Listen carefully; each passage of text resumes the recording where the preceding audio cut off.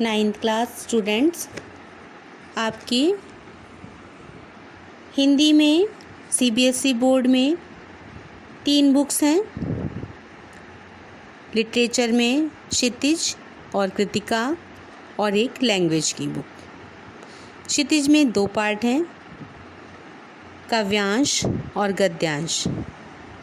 मैंने अपने पिछले लेक्चर्स में आपको काव्यांश के कुछ चैप्टर्स एक्सप्लेन किए थे। आज मैं आपको गद्यांश का पहला चैप्टर 2 बैलों की कथा एक्सप्लेन करने जा रही हूँ। 2 बैलों की कथा के राइटर हैं मुंशी प्रेमचंद जी। मैं शॉर्ट में थोड़ा सा लेखक का परिचय दूंगी। हिंदी साहित्य के महान रचनाकार प्रेमचंद जी का जन्म 1880 में बनारस के लमही नामक गांव में हुआ था। इनका मूल नाम धनपत राय था। इनका बचपन अत्यंत गरीबी में बीता। घर की आर्थिक स्थिति ठीक न होने के कारण इनकी शिक्षा बीए तक ही हो पाई।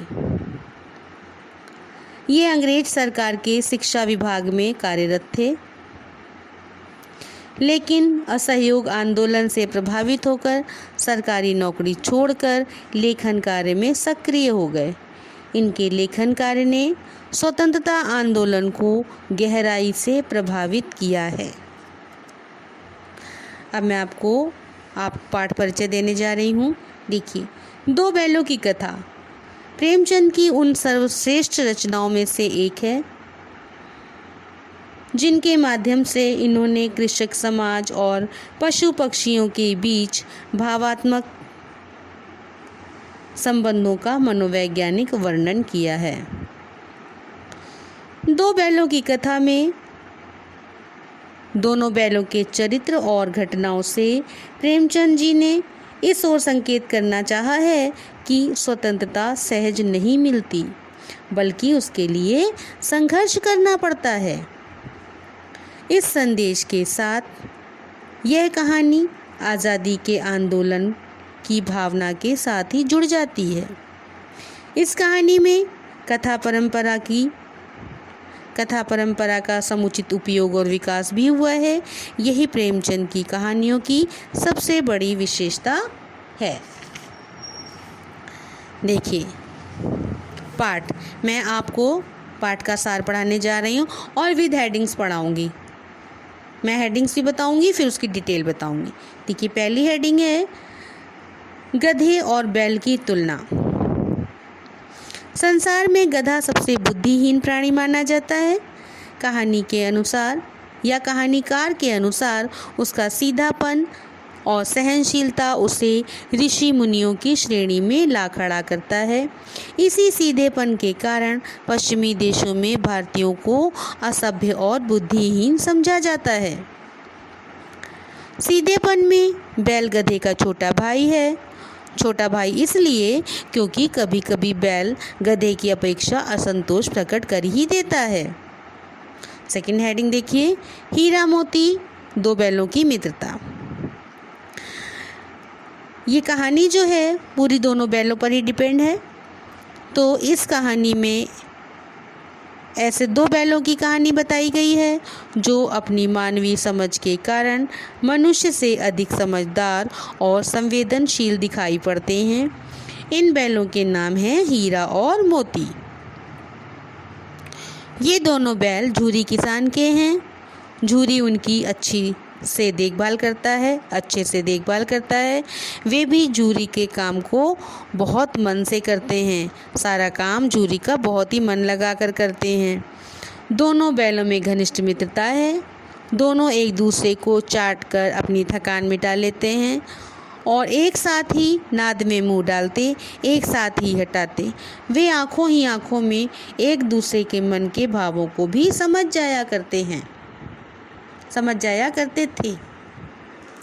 अगली हेडिंग है बैलों का झूरी के ससुराल जाना। एक बार झूरी ने हीरा मोती को अपने साले के साथ अपने ससुराल भेजने का निश्चय किया। हीरा मोती को यह पसंद नहीं आया। उन्हें ऐसा लगा कि झूरी ने उन्हें बेच दिया है। झूरी के साले गया को उन्हें ले जाने में काफ़ी परेशानी हुई। बैलों का झूरी के घर से वापस भागना। अगली हेडिंग है बैलों का झूरी के घर से वापस भागना। हीरा मोती का मन अपनी ज़मीन और प्यार करने वाले मालिक से बिछुड़कर बहुत उदास था। उस दिन दोनों ने मन ही मन निश्चय किया और रात को पगहा, जिससे बांधा जाता है जिस रस्सी से, उसे पगहा कहते हैं, पगहा तुड़ाकर वे भाग गए तथा सुबह तक झूरी के घर पहुंच गए। झूरी के गांव के बच्चे उनके स्वागत में तालियां बजाने लगे, लेकिन झूरी की पत्नी को यह पसंद नहीं आया। उसने गुस्से में आकर सूखा भूसा सामने रख दिया, लेकिन दोनों बैलों ने खाया नहीं, क्योंकि वे सूखा भूसा कैसे खाते। झूरी ने मजदूर से खली डालने को कहा, पर मालकिन के इस व्यवहार को देखकर मजदूर की हिम्मत न हुई। वह क्रोध में हीरा मोती को नमक हराम कहती जा रही थी। अगली हेडिंग है हीरा मोती का पुनः झूरी के ससुराल जाना।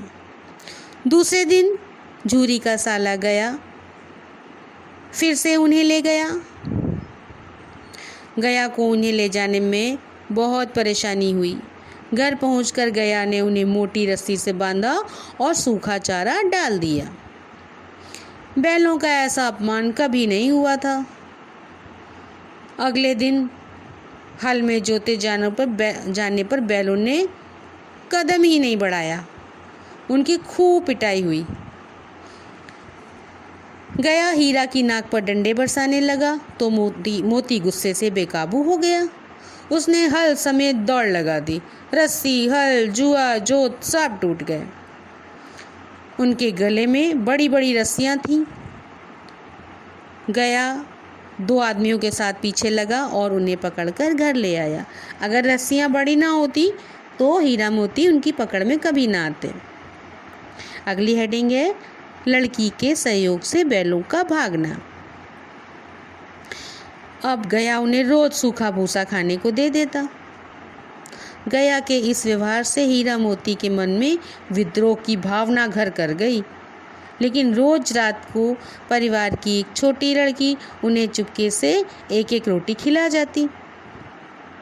छोटी लड़की का स्नेह देखकर उनका पेट भर जाता। उस एक रोटी से नहीं, बच्ची के स्नेह से उनका पेट भर जाता। एक दिन रात को उस लड़की ने उन्हें चुपचाप खोल दिया और कहा, भाग जाओ। जब वे दोनों भाग निकले, लड़की ने शोर मचा दिया, देखो फूफा के बैल भागे जा रहे हैं। दोनों भाग निकले। गया ने साथियों समेत उन्हें पकड़ने की कोशिश की, पर वे बहुत दूर निकल चुके थे। सांड से लड़ाई। अगली हेडिंग है सांड से लड़ाई। दोनों भूखे प्यासे बैल मटर के खेत में घुस गए। उन्होंने भर पेट मटर खाई और फिर मस्ती करने लगे।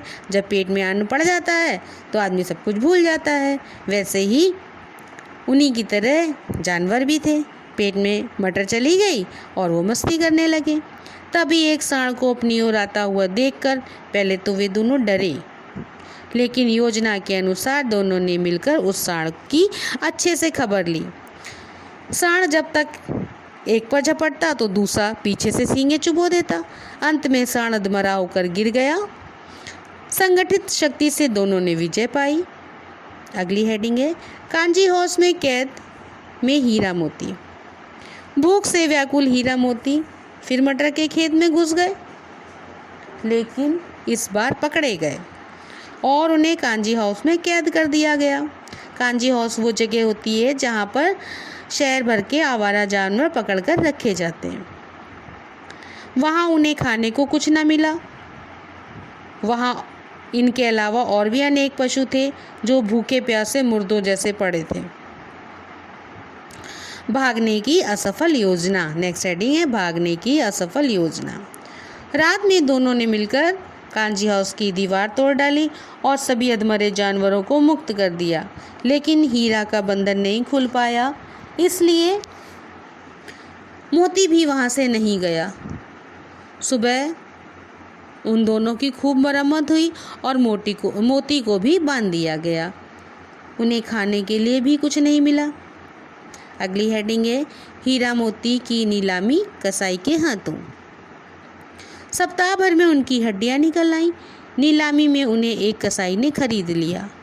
दोनों दुर्बल हो गए थे और कसाई के हाव भाव देखकर डर से कांप रहे थे। जब कसाई उन्हें लेकर जा रहा था, चलते चलते रास्ता उन्हें कुछ परिचित सा लगा। वे समझ गए यह उनके घर की राह है। उन्होंने अपने को मुक्त किया। दौड़ते दौड़ते वे अपने घर पहुंच गए। झूरी के घर पहुंचकर जिस जगह उन्हें बांधा जाता था उस जगह को थान बोलते हैं। वे अपने थान पर खड़े हो गए। बैलों को देखते ही झूरी उन्हें प्यार करने लगा। तभी कसाई आ गया। दोनों में बहस हुई। मोती ने कसाई पर सींग चलाया और वहां से भाग खड़ा हुआ। मोती ने पीछा किया और उन्हें गांव से बाहर भगा दिया। अगली हेडिंग है लास्ट हेडिंग हीरा मोती वापस झूरी के घर पर। अपने प्यार करने वाले मालिक को पाकर दोनों बहुत खुश थे। उन्हें झूरी ने खली, भूसा, चोकर, दाना आदि दिया। सब कुछ खाने को दिया। गांव में उत्सव मनाया गया। बच्चे तालियां बजाकर उनका स्वागत करने लगे। कोई अपने घर से रोटी, कोई दाना, कोई चोकर लाया और सभी कहने लगे ये बैल नहीं अगले जन्म के इंसान हैं। झूरी की पत्नी ने भी उनके माथे चूम लिए। बेटा ये चैप्टर एक्सप्लेन कर दिया मैंने और उम्मीद करती हूँ कि आप सबको समझ में आ गया होगा। अगर समझ में आ गया हो, आपको अच्छा लगा हो तो प्लीज़ चैनल को लाइक कीजिए, कमेंट्स कीजिए, सब्सक्राइब कीजिए, अपने फ्रेंड्स के साथ शेयर कीजिए और अगर और भी कुछ जानना चाहते हैं तो कमेंट सेक्शन में जाकर मुझे बताइए।